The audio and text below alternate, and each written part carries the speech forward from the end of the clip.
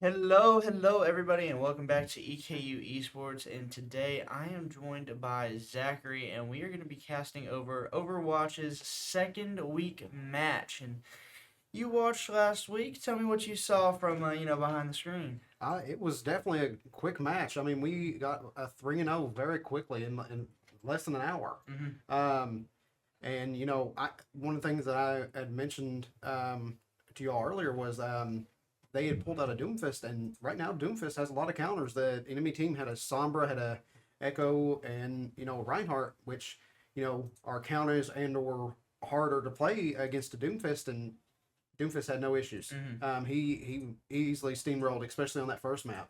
Hmm. So there was definitely a lot surprising plays by EKU, and I would love to see that again. See them pull out some different characters that are usually not beloved and played, and pull out these amazing plays. Yeah, awesome. And so I know, from my small time playing Overwatch, that team fights is really the crux of everything. You always want to push together as a team, and then you always want to battle it out in that way. What did you see last week from EKU that, like, anything defining moments that really were like, wow, these guys know what they're doing as a team? So like I was telling you, that final play on that first map when they were in Nepal, Mhm. and it was just 2v1, Doomfist and his healer versus three or so on that final map, and Mhm. I was like, well, that's it. Yeah. You've got the Reinhardt with his healer and one other, I think it was the DPS, and I was like, the Doomfist is gone. Nope, easily wiped him out and took the map, and I was that amazed me because there was no real reason that Doomfist should have been able to take that, but he outplayed them, and that shows the skill of the team. Yeah, 100%. And yeah, so we last week we played three game modes. We played control, right? We played hybrid, so point plus payload, and then push the robot. Yeah. EKU looked really strong across all three of those game modes. Can you talk a little bit about the other game modes that we might see today, and specifically on our starting map number one? So there is a new map mode. I'm still it's called Clash. It is brand new. It's to try and bring back the old maps. One of the maps is called Hananoka. It's to bring back Hanamura. That was a 2CP. 2CP completely went away right before Overwatch 2 came out because people hated the mode. Yeah. With that, it's just 5 points directly in a line, and they're fighting. It's quick, take the point, move on. It's not. It's kind of a build onto what 2CP was, but 2CP took forever. So they're like, okay, well, we're gonna make it faster. So that's where that one come from. And then you just have a pure payload, which was like is Dorado. Yeah. The payload is directly in front of the door. You're pushing it all the way to the end. I do hope we see some different maps from last time, so we can see kind of what other maps Overwatch has to offer, because there are plenty of maps in different areas of what they of the world that they expand on.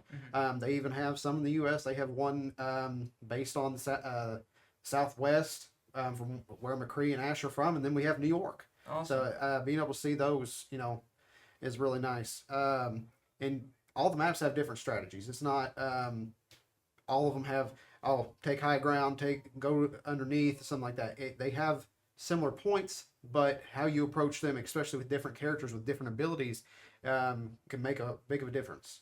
Yeah, awesome. And so, can you talk about the characters, talk about the abilities? What's the current meta that we're seeing? Especially, I haven't really paid attention to a lot of the comp scenes since we switched from 6v6 to 5v5. What's the meta really look like for these teams at this moment going into the season? So right now, the strongest healer right now that everybody's been playing has been Lifeweaver. Lifeweaver is got the survivability to pull you out and save you, that not a lot of the other characters offer, especially with Mercy. Moshia is able to offer as a resurrect, and then he has a pedal that he can throw out while it can get you to a high ground. It cancels a lot of abilities, especially Sigma's ult. With a tank right now, I know I'm a diva main, but a lot of people have been playing Ramatra and Sigma and Orisa. Those that offer a lot of crowd control, offer like an eating ability, but can make space. Yeah. Diva unfortunately doesn't offer much of that. Even though she's a very flexible character, she can't she works a lot. She worked a lot better in 6v6. Yeah. Because she was paired up alongside Winston during that time. Yeah. But now, like with Reinhardt, very slow character, good shield, good abilities, very slow. So that what they're looking for is kind of that in between, needs speed and being able to take control of the map. Yeah, so I know in 6v6 we had the the combination of off tank and main tank. Right, so now what you're looking for here in 5v5 is the person that's playing that tank role. They're really looking for a mixture of both of those roles into one, and that's why we see, heroes like Orisa be so strong in that tank. Absolutely, because Orisa got a major rework going into Overwatch 2. She lost her shield, she gained a spear, she became a more offensive tank instead of being in the defensive barrier of a copy of Reinhardt. And that was a big complaint of shield meta, which Brigitte, Bastion, Torbjorn, maybe a Symmetra, and then you have Mercy, Reinhardt, and Orisa all sitting on a payload. There's nothing you can really do. Yeah. So. Very interesting indeed. And then talking about DPS, is everything pretty much viable right now, or are there any key highlighted heroes that we should expect going into the series? Depending on what rank we're playing, it really does matter. I would say if you're going for a big tank buster, Reaper's still very viable. He can get up in your face, make the damage he needs to, and can get out. Beyond that, your snipers are always good. Just depends on whose hands they're in. Yeah. Ashe, Sojourn, your a lot of your hit scan. A lot of your hit scans. Yeah.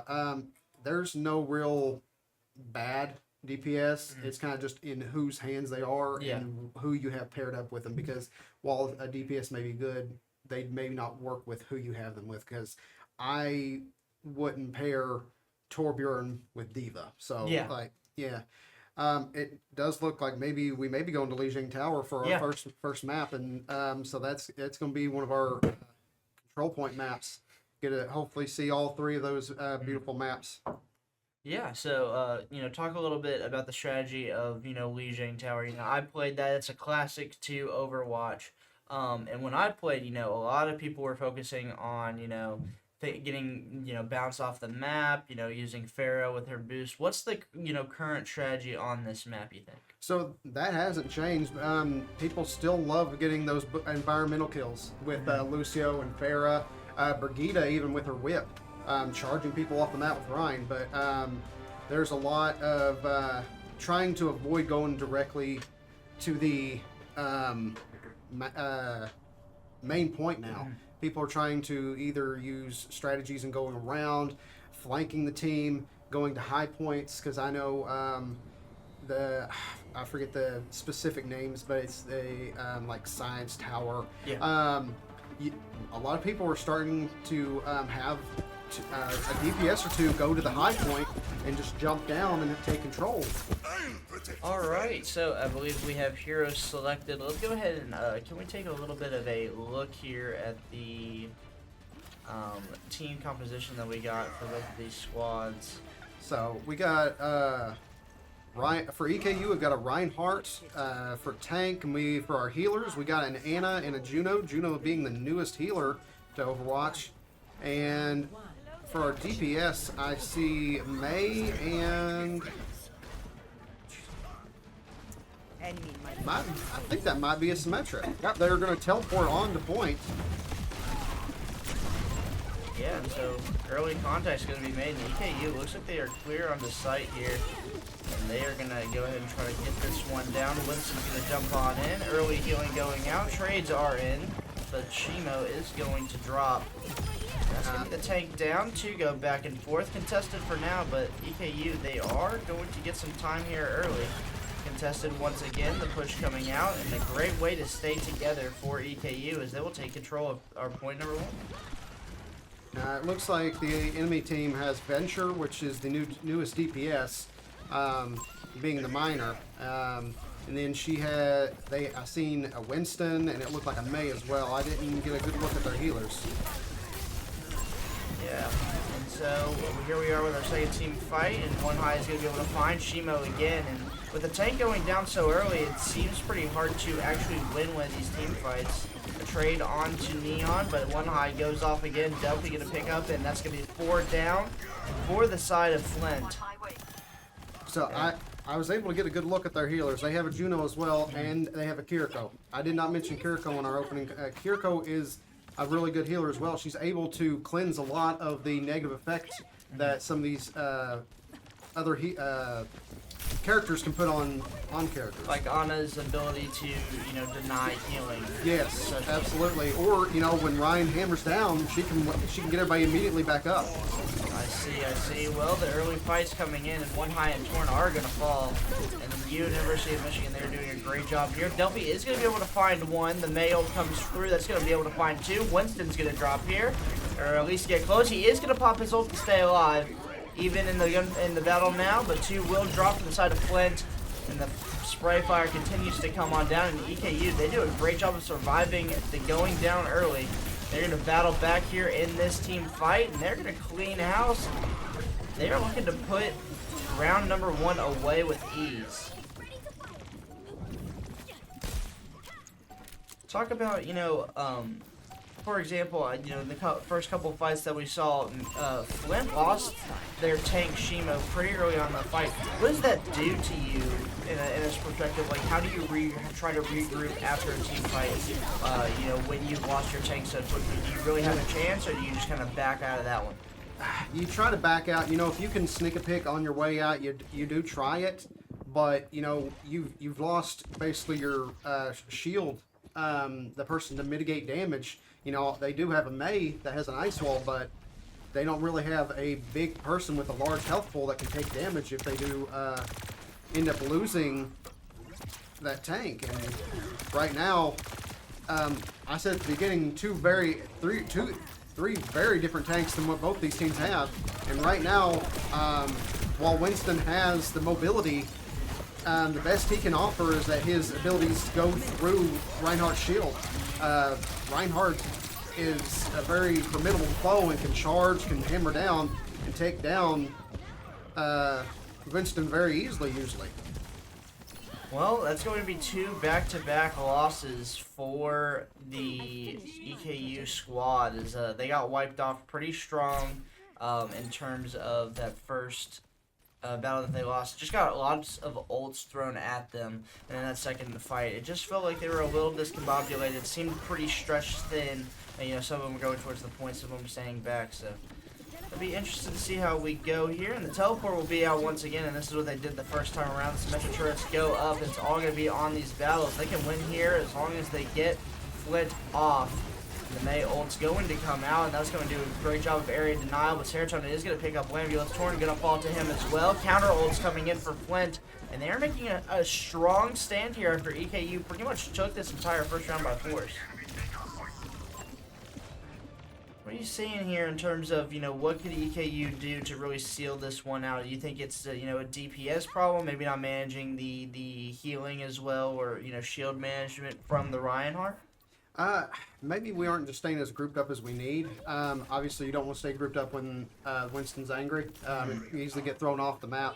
But I know it looks like our DPS are pushing front and trying to attack, while our healers and our tank are kind of trying to stay on point, staying in the back line. Yeah, I kind of just noticed that right as you said it, it really felt like the Symmetra and the Mei teleported up there without really any support. Reinhardt was left behind, both healers were left behind, and wow, that is going to be a full comeback for Flint after a very strong start by EKU. And you kind of have to, take a second, calm down just a little bit, and regroup before this next round. Talk to me about the comps that we've seen thus far. So, you did mention, 3 different tanks than what we've seen. We saw Reinhardt and Winston. Now, we see definitely on the Zarya. Talk to me a little bit about what these teams might be thinking with that kind of comp. So, definitely trying to get on characters they're more comfortable with, because I know when I play, I mainly stick to a diva. If I have to, I go to Orisa. That's my 2 people that I'm very comfortable with, and it looks like we went back to the Reinhardt.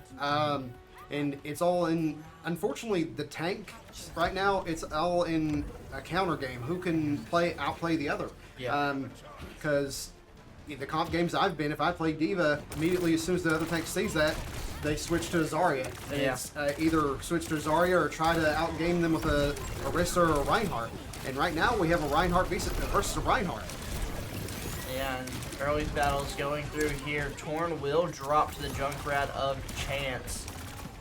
Ambulance going to be able to find a refrag though. A 4v4 per site. EKU has the majority control, but Neon is getting flooded here by Flint's Reinhardt.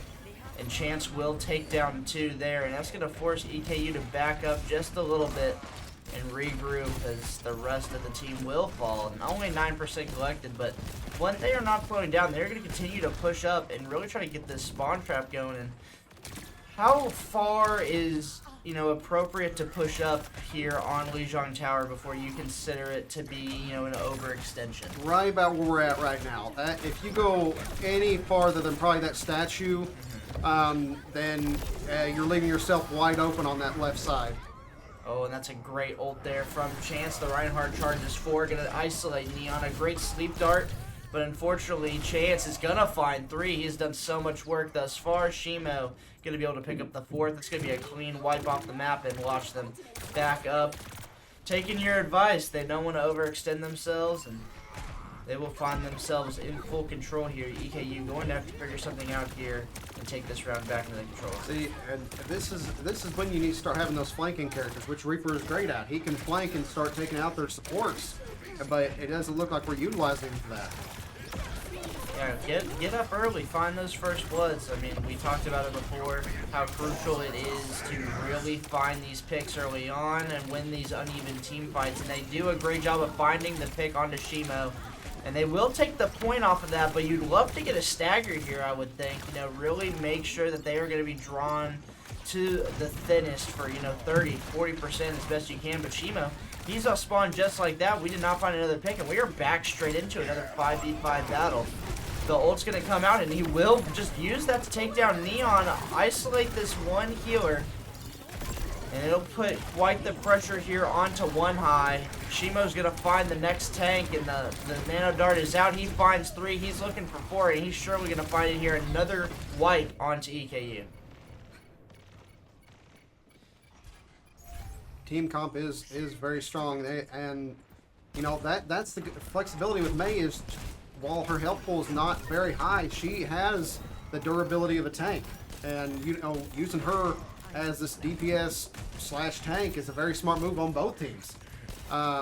Unfortunately, we're just getting outplayed, especially with the Junkrat being in spots that we're not expecting him, like they're pinging him right now. He was on his left side, and he is very big on damage.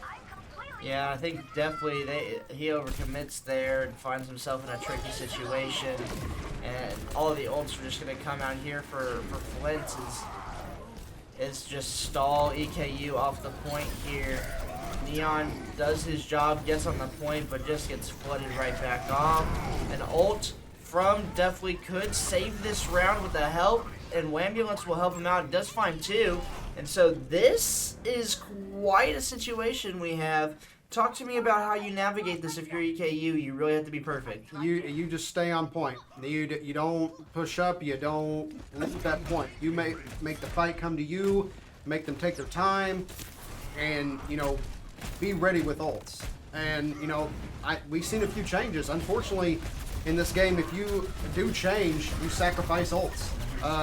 All ults reset to 15% regardless of where you're at. If you're at 99% and you change from Mei to Tracer, your ult charge goes right at 15%. Yeah, and that's going to be the clean wipe there off the back of Chance and Shimo. And the overtime will most certainly go the way of Flint. They will go up 2-0 in our map, and they will take that one down. And so that will send the EKU into an 0-1 deficit early. And, I really think it was Chance on the squad of Flint. And, talk to me about how you try to counter this Junkrat moving forward, especially if he keeps it up. I feel like he's super powerful against a team comp like this, especially against, shield heroes in general. I feel like he's always doing so much damage to the Reinhardt shield. How do you counter that if you're EKU? So, good question. So with that, yeah, I would use a Sombra. Get in the back line, get around this character, and fight them. You obviously got to be aware of the Junkrat trap. Are they aware of where you're at? But also with the tank, using tanks that have abilities to mitigate damage. Orisa that can use her javelin spin to eat the incoming damage. Sigma that has forget the ability, but he had the big black hole that just eats the damage. Or you can use Ramatra that can just move forward and eat the damage. I mean, with Reinhardt's shield, it can take the damage, but then you have to wait for that to regenerate, and you're leaving your supports and your DPS wide open. So, understanding what they have and making those calls that you need to change, regardless of what their other tank is, because you need to work as a team and support those with you. Yeah, and talk to me a little bit about cohesion, with as a team, but obviously within composition and ult. I feel like we saw a lot of cohesion between EKU early in that game. They took the first round 99-0 at the very start, and it just seemed like they kind of slowed down ever so slightly. Can you identify maybe any change that sort of happened there that may have affected them? A roster shift that Michigan may have put in, or was it just like a lack of cohesion? I think we did really good. The communication was good at the very beginning, but it seemed like after we took that map, we got a little ahead of ourselves, and then that first loss, we were like, oh no, we're in a hurry. We need to take this map. Let's take care of it. And that's where the communication and teamwork starts falling apart. If you just start rushing things, slow and steady. Like I've said in the other streams, slow and steady wins the race. So if you start rushing things, start screaming at people, it just all goes out the window.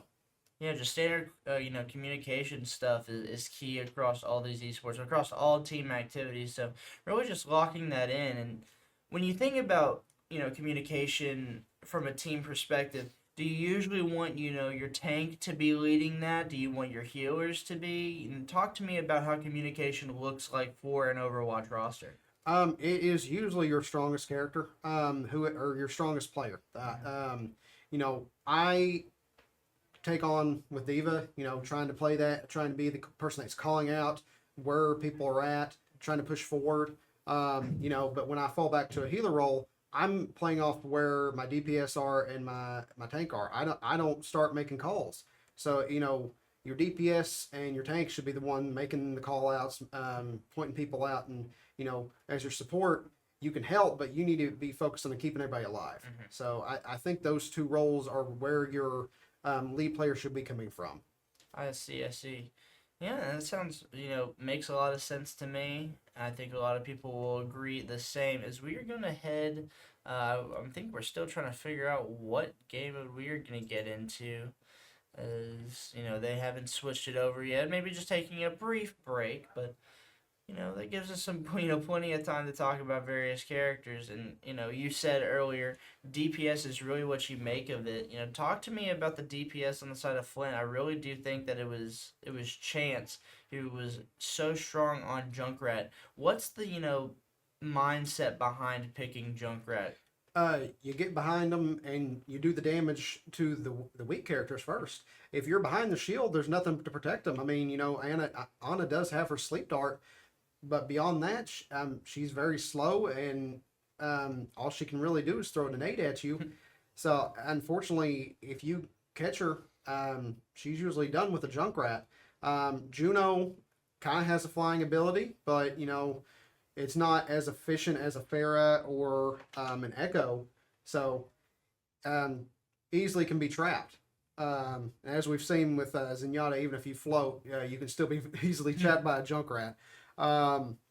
So just getting behind the enemy line, because I've seen multiple times where they pinged him and he was just out to the left. Yeah. That's where he pulled his first tire, was sitting right there, and it's being aware of what's going on around you, checking your corners, as we've seen in these other game streams of being slow and steady, checking the corners before you fully dedicate moving forward, because like I told you, Reaper's good at going behind. He can easily go behind the enemy team and just take out them, but they were checking their flanks and everything. We were not. Yeah, just the awareness, the map knowledge, and counting people off spawn is a big thing. I can carry that over from COD pretty easily. When you win a team fight, you're always looking at the kill feed and double checking. All right, we've got 4, we've got 5. That's a full team wipe. Who's the first person up off of spawn? Is it their Junkrat? Is it their Reinhardt? Who's going to be coming at us first? And, if we don't see them with the clump that comes, we know that they're going to be behind us somewhere. And you talked a lot about that Maypick within the map of using it kind of like, your off tank that we were talking about before. Are there any other DPS that you really see played like that, or is it really just May? Really, just May. They've tried that with Reaper, especially in some of the story modes in the past of him being the lead character and him being able to do this get in, get out, kind of taking some damage. But Reaper doesn't have the abilities that May does to protect. And looking here, it looks like we're going to be going to Germany with Eichenwald and doing our hybrid map of taking point A and then taking the payload all the way to the castle. Yeah, and this was one that EKU looked very, very strong on in our first series last week. And I think such a key point of it is on this first zone, really the choke point is the bridge. And EKU, they kind of did what we've been talking about. They got behind early. I believe we had Wambulance on the Tracer. And they managed to get behind early. They split the focus of the other team, and it would allow us to break onto that point, catch it early. And then from there, it's smooth sailing. Talk to me about the strategy you use for each aspect of the map. Is control the harder zone to capture, or is pushing the pay a little bit more difficult? Talk to me about that. So they had to rework this map at one point because that first chokehold where that small little bridge is used to be the hardest point to get through on this map because it just used to be the open hole. There didn't used to be the little side path on the right. And you usually going through that with that, if you weren't able to take down 2 or 3 people, it was death sentence going through there. They've now fixed it where it's a little bit more manageable that you can do a sneak around. But as well with that, going to the bridge that's in front of the castle, that can sometimes be a bad area, especially with Roadhogs. And then getting in the castle with close quarters can definitely be some issues. But I would say this area right here is usually the biggest problem that some people have, is just getting past this first bridge to get to the control point. Yeah, and I can already tell the Junkrat is continuing to be a nuisance. Chance is already 70% of his ult. And, I'm sure we'll get a chance to talk about ult economy a bit. But right now, we got to focus on the action. Is right now, Chauvin does manage to get a pick onto Serotonin. So the May will fall. And now it's all about the pressure that EKU can put forward, especially with the spawn advantage that they do have. But you've got to translate it quick. And here comes the ult already from the Junkrat, as Chance will find 2. Chauvin's going to get cornered. He's going to get pushed on back. And he's lucky to get out alive. Never mind. Chance is doing a lot of damage here for the side of University of Michigan. So he gets out to his ult very early, and across the board, it looks like University of Michigan Flint is ahead in terms of ult. Talk to me a little bit about ult economy. Junkrat easily gets his ult. I think the only person that you can usually get their ult faster is Tracer. With this, it's using your ults relatively not at the same time unless they can coexist very well together, because they have an On and a Reinhardt. Using both of those ults at the same time can be very severe to the other team. But it looks like our Reinhardt's the other Reinhardt's going to use his ult and take down the May, Kiriko. Yeah. So finding those areas when to use them, and kind of just not spamming it all at once. If you spam everything you have, unfortunately, you're just leaving yourself wide open for the next fight. Yeah. Unfortunately, EKU, they get wiped off again. They've got to figure something out here. They will be getting close to 3 ults here, and we'll pretty much have them. So it looks like Chauvin, he's going to move forward and use it. Careful plays to isolate different members of University of Michigan, but here comes the ults from both sides. And Chauvin, he's going to push back, and he will actually get through. Torn will find one. Chauvin finds the other. And that's going to create a pretty deep hole. Down goes the Elistra. Oh, but you have to be careful about the Yeah, the Junkrat wheel comes through and it finds 2. But as the ticks go through, it looks like Flint, they are going to back off. And EKU, they have broken through the first choke point. Do you think that they have an easier time here on pushing the payload, or, is it a little bit more difficult than just capturing the first zone? So my only issue I'm seeing going into this right now is the fact that the enemy team has switched to a D.Va, and Roadhog is an ult battery for D.Va because he has no shield. So every time that D.Va shoots him, she's getting her ult. So that if Shomo does not change, Chauvin is gonna have to, because otherwise it's gonna be D.Va bomb after D.Va bomb. Yeah, and I think that's one of the benefits that Shimo is looking for, the ability to get in and out so fast as D.Va. But Torn is going to break through and take down the Ana, and that's going to be a healer down. And right now, it's really just about isolating these members of Flint, as they are doing so well. They find 3 just like that. It's just going to be the D.Va and May up, but they have her cornered. And that's a nice 4 down. They're making a beautiful push here. Absolutely. Now, we're coming up on this. This is a lot of Roadhog's playgrounds right here on this bridge. If they can pull a lot of people off, get a lot of those environmental kills, and if you can keep a lot of people in this little hallway right here, you're not going to be able to get them on that point. And see, there's that bomb. Yep. And Shimo's been on that character for what, a minute? Yeah. So that's the bad thing about playing a Roadhog into D.Va, is you're giving them the role. They do a great job of regrouping here, finally backing up, but the problem is so much space you have to re-clear if you are the Colonels. Now it looks like the push is going to flood right back on in after they get back off spawn. And it's a matter of regaining this control and re-isolating. I think Flint, they get a little overzealous. They make maybe a few plays that they shouldn't have. And Serotonin actually switching to the Sombra. And talk to me about that pick. So the front line is not working with the Mei, so they went for a stealth backline character. They're going to take out the healers. If there's no healing, the team's going to go down. And, they tried to do it. They tried to take out the Juno by hacking them. But unfortunately, Sombra, some people would argue, is stronger than she used to. But her old, before they reworked her hack locked out all abilities, especially movement abilities, for a period of time. Now it's kind of like an instant lockout, and then it's back on. So unfortunately, it's not as efficient as it used to be, and they are talking about reworking her again because they don't want people playing her invisible the entire time. EKU, they managed to break on through off the backs of that really initial Sombra pick that you were talking about, off that winning duel. And they managed to work forward and find a lot. And Chauvin, he's going to do it again. As EKU, they've really powered forward here since capturing the first control zone. It's a matter of ult economy at this point. Wambulance is getting close, so is Torn.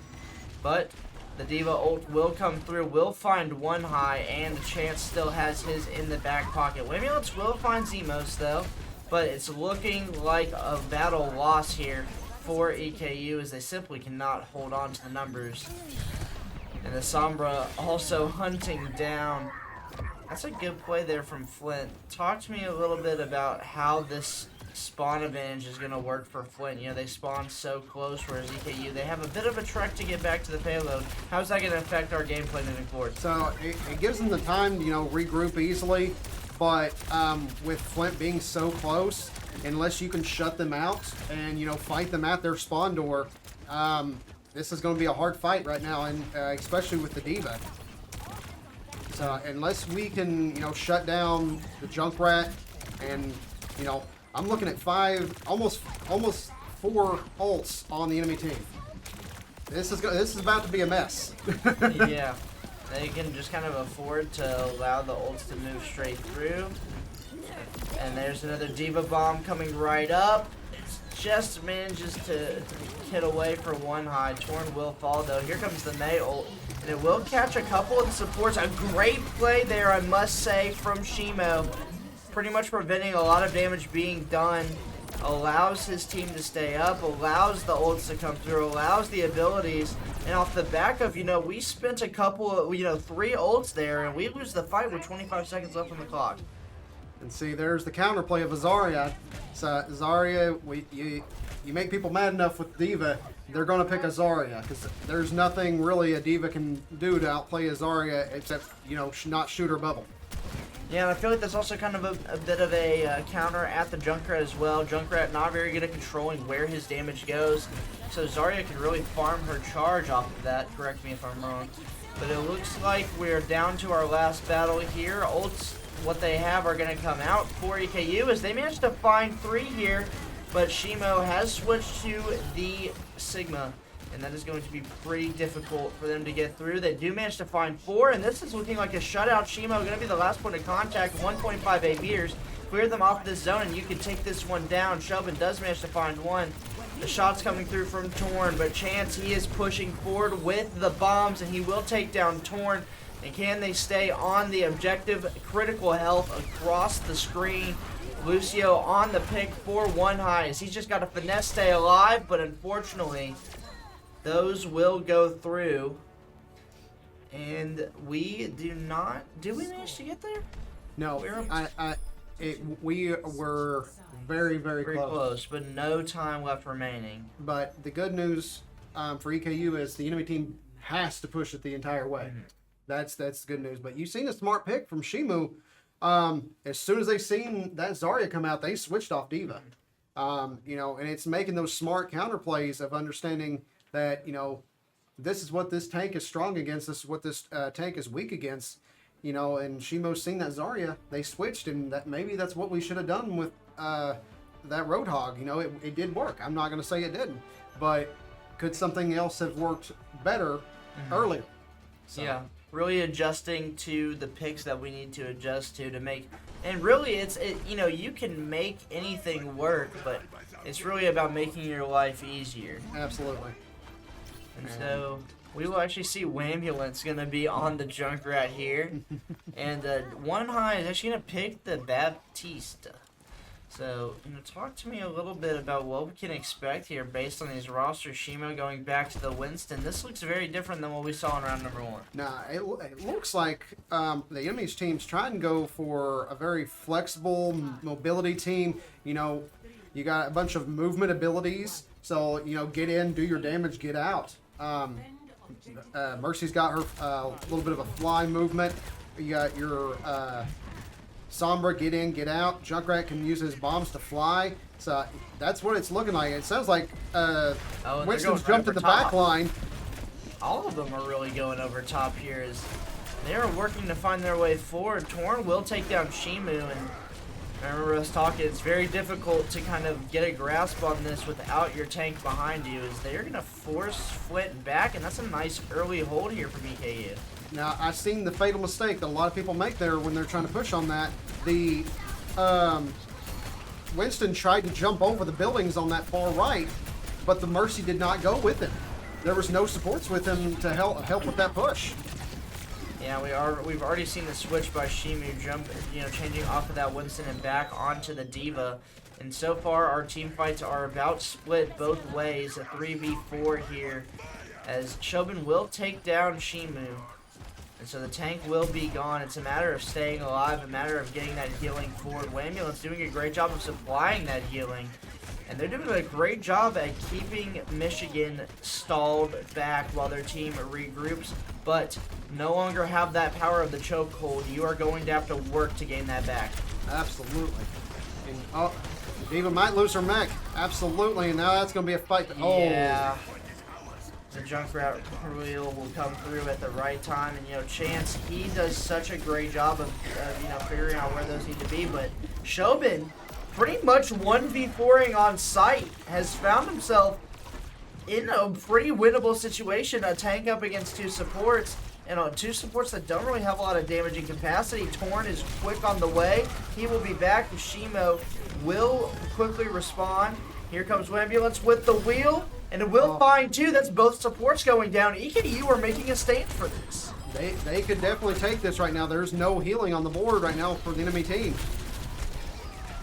Junkrat tries to do what he can. Shimo is going to be the hero as the DPS comes right back through. Shobin is in time, but the ult is up, and it will land on the Torn.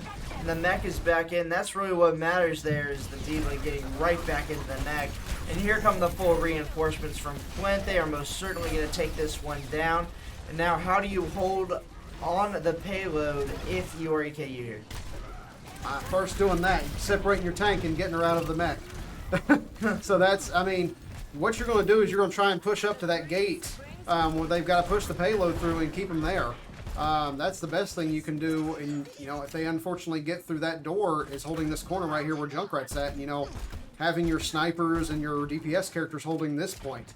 You know, justice reigns from above, as Farrah says. So,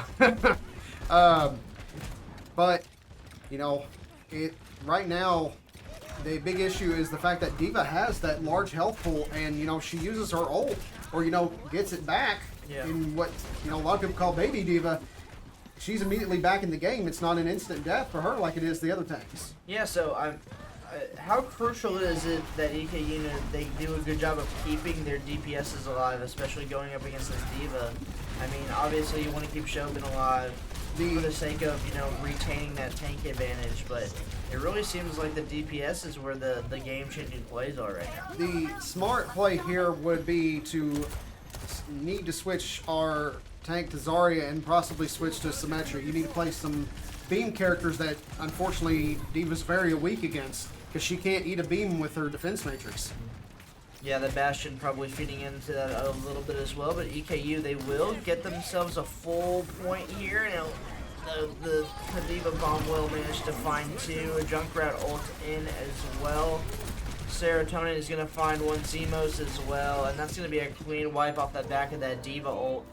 And so right here, I mean, EKU, they're on their way to, you know, having 4 ults, and I would assume you really want to see Shogun use his ult here pretty much ASAP, and then switch to something like a Zarya. Absolutely. We need to shut this down now. You know, we need to use that ult and switch off, and I know we're wanting to hold it to maybe combine it with something else, but there's a point where we're holding on to it too long. Yeah, and honestly, they do a good job on that combo. Torn and Shogun do a great job. The Mercy Res is in on the Chance. Here comes the wheel one more time. Torn does manage to take down Chance. Another D.Va bomb is in. The shield is up, but not in time to save Neon and Wham. And EKU, they're going to have to do a lot with the spawn advantage they have with 2 minutes and 50 seconds. This seems pretty difficult. Shimu will get taken out of his mech. And Shogun doing a great job of continuing to put on the pressure, but as soon as he drops, you really want to see him change. It looks like we're going to stick with the Reinhardt and try to make it work, but you know, unfortunately, we've seen just from point A to now, D.Va's making it really hard for the Reinhardt, especially with the Sombra that can take away his shield. So, you know, if it ends up working, that's great, but I think we need to, you know, cons and pros of what we're doing. Yeah, and I think another thing is the shield to me just seems so weak, especially against the damage that Flint is putting out. It feels like every time that Shogun's having to put that shield up, they just eat straight through at least half of it, if not more. But Torn is going to do a good job of applying that pressure, and ults are still in favor of both teams here. Another wheel from Chance will get shut down. And so they will manage to keep the life advantage as 2 will drop from the side of Flint. And a minute's gone by, a minute and a half remaining. As ults are now beginning to kind of swing the way of EKU, but 3 are coming up here, especially that Sombra ult. And now we've lost the Junkrat on the EKU side, and we've gone to Adventure. She is definitely going to be a good backline pick. Very good at getting in and getting out, just like Sombra. So they might have picked this Venture to hassle the Sombra to keep her off the Reinhardt. Yeah, and Reinhardt does a good job of getting the D.Va out of the mech. Will take her down. And off the back of that, EKU can expect to hold for at least another 30 seconds. And at this point, if you are Shogun, you can't really, I don't think you can afford to switch. You're not likely to die here and get an easy path to spawn without leaving your team without a tank for too long. And you're probably going to get close enough to this ult where you can justify making the decision to keep it for that final push. Ults beginning to swing both ways. Here comes the D-Bolt. You really want to survive that, and they do manage to do so. The invincibility field and the shield will do that. But off the back of that, Flint is going to have some space to take over. Zemos has his ult. I believe that the Sombra ult did miss, but you do not want Chance to have a chance to get his back once again. 5v5 as the push is coming down. Final 20 seconds, but 3 will fall from the side of EKU. 4 will fall. 5 will fall, and at the last second, they succumb to the pressure. In EKU, they are going to drop map number 2 in crushing form. Just unfortunate, especially after that hard-fought fight. Mm-hmm. You know, I thought they were going to prove me wrong on that Reinhardt, and, you know, it's a wonder if we just, you know, held out too long, and, you know, it was working, but would the Zarya have worked better? But there's also the argument of would it have protected as well against D.Va's bombs. Zarya has 2 bubbles, one to protect her and one to protect her teammates. Mm-hmm. So it's, you know, trade-off. You know, can we kick them off the D.Va if we go to Zarya? And, you know, we seen earlier we went Zarya, they switched to a Sigma. Mm-hmm. So you have to play that game of switching off the tanks, and, you know, that's what a lot of people hate is, you know, the constant switch of characters, and that's kind of what we come to with 5v5. You don't have the 6v6 of relying on another tank anymore. Yeah, and so I would imagine, you know, that's kind of what makes those 3 tanks in particular that you were talking about so strong. You know, how do you counter an Orisa, for example? So Orisa, some people have tried Reinhardt. Right now, my biggest thing is I play D.Va against her. You know, just outplay her. That's how I play. Just, you know, outplaying her. You know, she can. The D.Va can eat the javelin, and, you know, you might get pushed back with the javelin spin. You can easily fly out of her ult. So D.Va has a lot more mobility than Orisa has. So just kind of outplaying her. That's the biggest thing on that. With Ramatra and Sigma, it's kind of back to the beam. You know, Zarya can beat a Sigma and Ramatra. It's just a little bit of a harder fight. I know a lot of people will play Ramatra to counter a Zarya, so it's kind of just learning what is good with you as well, because while Reinhardt may counter one person, if you're not good on that character, you're going to get steamrolled. Yeah, and so, you know, talk to me about the supports that we've seen throughout this series so far. What are you noticing about both sides and when it comes to healing power? So I'm surprised that we've not seen a Lifeweaver. Lifeweaver does have a little bit of a challenging healing, but he puts out a lot of damage, and, you know, protection wise, he's got a lot of it. So I'm surprised we've not seen one, but we are seeing a lot of Kiriko and Juno. Juno, being one of the newer characters, I know a lot of people are wanting to try her out, you know, and the whole thing of like, oh, I'm really good with Juno when she's only been out for a month. Yeah. Kiriko, though, she is very vital. A lot of DPSs hate her because she's able to cleanse all these abilities, and, you know, she's very strong. Come in and she's just basically canceled everything out, and it's kind of that same feeling that people got in Overwatch 1 back when Mercy had her ability to resurrect the whole team. It's kind of like you put everything into it. She comes in, it's gone. Yeah. And it's just defeating feeling, you know, and that's kind of where Kiriko's got now. She's kind of that mandatory character for some teams. You know, we've seen the Ana. Ana's very good, vital character. She's puts out a lot of healing output, has a very strong ultimate, but very slow.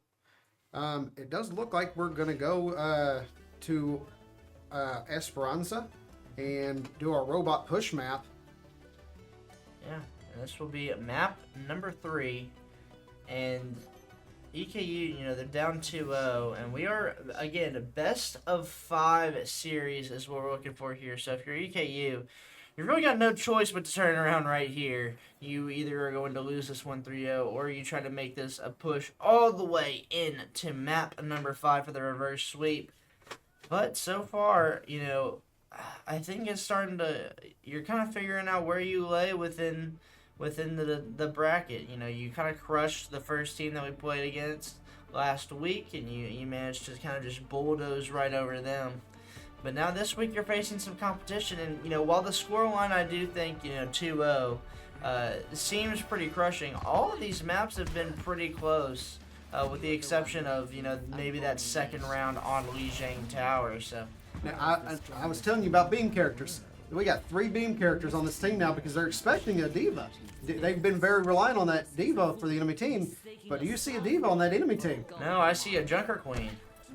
So, Junker Queen is a very upfront, in-your-face character, so we're going to see how this goes against the Zarya. Yeah, this is interesting. Kind of counter-picking in response to a potential counter here. As Shobin does make the shift, so perhaps we see that more often. They will get that tag. They do now have that info. And I'm wondering, how good is Junker Queen on an individual basis? Because I feel like she's one of the weaker characters from what I remember. And so far, so good for EKU, off the backs of that. They managed to find a quick and easy 4.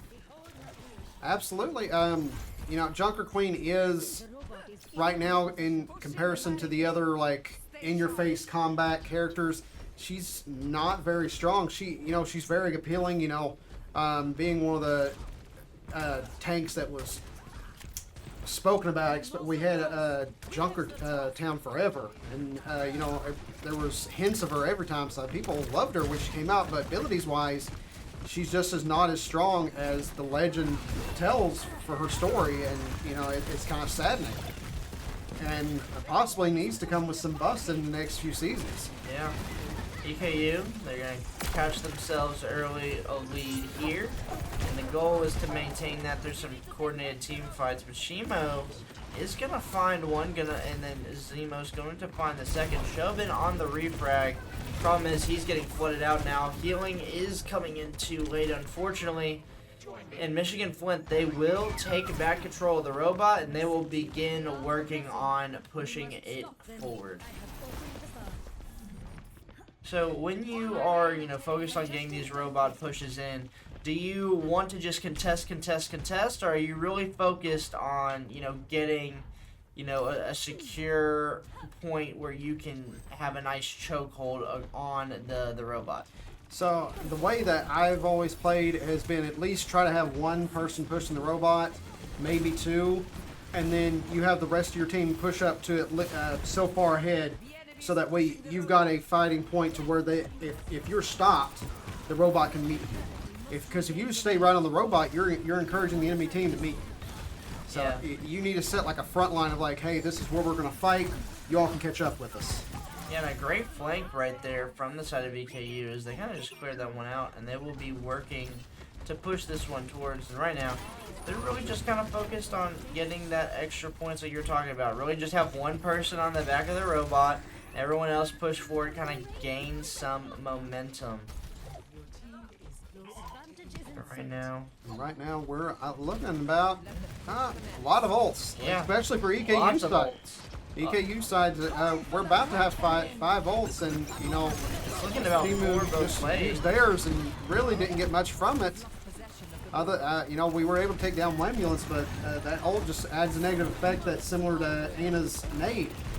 Yes, and here comes Chance with the ult, and it feels like EKU, they have just gotten out ulted here, pretty much in terms of usage. As we have wiped pretty much all of our ults clean. We will still have 2, but on the other side, Michigan have used lots of theirs. And they seem like they make the most of it, as they will capture their first point. And how do you when you're setting up to defend this here? Do you just want to hold on this choke point, or do you want to get up and contest? You get up in their face and fight, because every time that they're pushing forward, that's more area you have to take back on the opposite side. So you got to get up in their face and make the robot stop. And this is going to be a good fight, because you got a Reinhardt now that can get up in your face, and he's got a giant hammer. That's going to hurt. Yeah, he is working towards it. He pretty much bullies the entirety of Michigan-Flint off of this. So he will slide on forward. Shimo versus Shobin once again. Chance going to take a lot of damage, but so far EKU, even without drawing one, they've done a great job of reclaiming lots and lots of space. And here comes the push once again. We should probably see another fight here from EKU. That's how they did so well last time. But Serotonin on the Sombra can make life so difficult, but Shimu will go down, and Shogun will drop as well. So both teams without a tank here. when you're in this situation, I assume you rely on just one of the stronger DPS to kind of take that over, and that will be Torn doing that for EKU, as they are now focused on getting this bot pushed on forward. With the players from UM-Flint coming off of spawn, you have to wait for Shobin, but look at the ults once again. We've got 4 ults pretty much from everybody. And that ult will come out from Torn. Wambulance is going to drop here early. Shobin with a quick trade onto the Moira. And it's a matter of battling for what you want. And 3 will drop from UM-Flint here. As EKU, they are trying to make a strong push. It looks like that Summer's going to escape. Okay, I don't know. You and I both saw that. I don't know what Torn was thinking there. That was pretty funny to watch though. If I walk towards the guy aiming a gun at me, he won't shoot me. They have captured the first zone, so spawn will be closer for them, but unfortunately they lose it as fast as they get there. And again, I mean, they're still losing here. All of this is just a regression of the progress that they've made to get themselves back in the lead. They just cannot quite get to where Flint is. And it seems like we've lost the venture, and we're going now to a Reaper. Interesting pick, maybe trying to get up a little bit more in their face. But this is not one of my favorite map modes. Because this game mode can go on for ages. For on and on and on. I mean, it's got a 10-minute timer, and usually it does go to the timer. Lots of early damage here from Flint onto the Colonels. But can they rebound? And that's a bit ambitious from Wambulance. Does manage to get out just barely with his life. The problem is, him and Neon are not really helping out the team at large. And without a Kiriko, it's so hard to get rid of these effects. Shobin does manage to find Shimu after Chance finding the first pick. 4 versus 4 now. Ult coming out from Torn, trying to get that push back, trying to get that clearance. Shobin will slide on up, so will Reaper. And so this will get some much needed clearance with 3 minutes left in the game. But EKU, you've got to convert something here when you get into Michigan's half. And there we are, back on that Diva.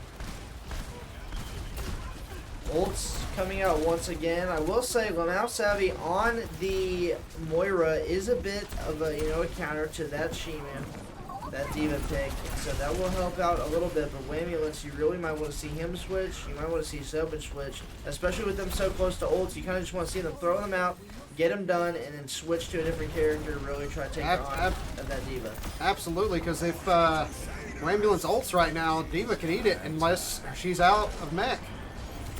Chance will take down Neon Lights, but it looks like EKU, they are applying enough damage, applying enough necessary pressure. But unfortunately, Shimo going to get the mech back.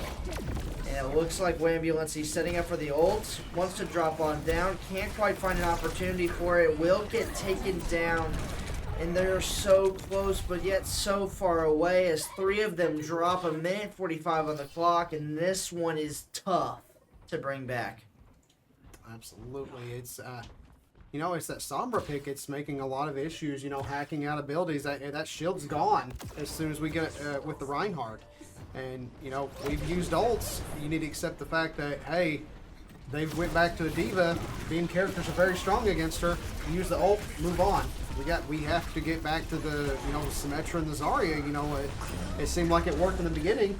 Push them off the Diva pick, because it seems like this is one of the enemy team's strong characters. Tit for tat thus far here in this team fight, but without healing, it is looking very dire for Shobin, especially as the Diva ult comes in, gets taken down by the Junkrat trap. And with that, I mean, Diva essentially having an extra life is so strong when it comes to those late second team fights. And now, after some bit of time, Flint start pushing their advantage forward, pushing their lead forward, and we've got to see something next to a miracle here for the Colonels if they want to stay in it. We have seen the swap now to Zarya, trying to do what they can against this Diva pick, but right now they feel so staggered. I mean, Shobin's out in the middle of nowhere without much help, does eventually get it. Torn's going to take down Zemos, and so it begins. EKU living on a prayer here, trying to take their first map in the series. And they could do it with the right push, but they need everything to go exactly their way. They have 5 people on it. Can you get through this, especially considering the ults that are about to be on the roster for the side of Michigan? We can't get off. If we get off, that's the game. And they stay on. The battle is in. Wambulance will take down one chance with the Junkrat wheel. Once again, the bane of our existence. The nuke comes across. And with 3 dropping, 4 dropping, EKU will fall 3-0. And that's a tough one. And it's just a shame of understanding your counter picks. You know, you got to move faster on those counter picks, and I think we did really well with the Reinhardt and, you know, the Roadhog there. I'm not saying we didn't. It's just of understanding that what the other tank is playing. You've got to learn to move faster on those counter picks, and, you know, if it's not working on that first push, you've got to switch. You know, sacrifice an ult maybe. Yeah. Well, that is going to do it for us tonight here at EKU Esports. Unfortunately, in ECAC Week 2, EKU Maroon Overwatch, they will drop to University of Michigan Flint. So that'll put them 1-1 on the season. And, you know, if you are EKU Maroon, what are your takeaways when you go back and watch this VOD? So I do think that, you know, some practice with the different tanks, you know, getting them used to fighting against a harder tank, you know, like we just seen. Getting in some practice with that, you know, getting more comfortable with the beam characters. Because Zarya has been the go-to for a lot of people of like, well, when in doubt, let's go Zarya. That seemed to not be going on here. And, you know, the team was like, well, we're doing good with Devo, so we're just going to keep running with it. They're not going to counter us, so we're just going to keep going with it. And, you know, we kept getting punished for it. Alrighty, well, again, that is going to be it for us. I don't believe we have a stream planned for tomorrow, so catch us back on Monday for some R6 action. Our R6 team in the top bracket of the ECAC within their division. And they are starting off a bit rocky so far. They are off to an 0-2 start, but they could turn it around. And so join us for that next week on Monday, same time, same channel. I've been Alan. This has been Zach, and we'll see y'all next time.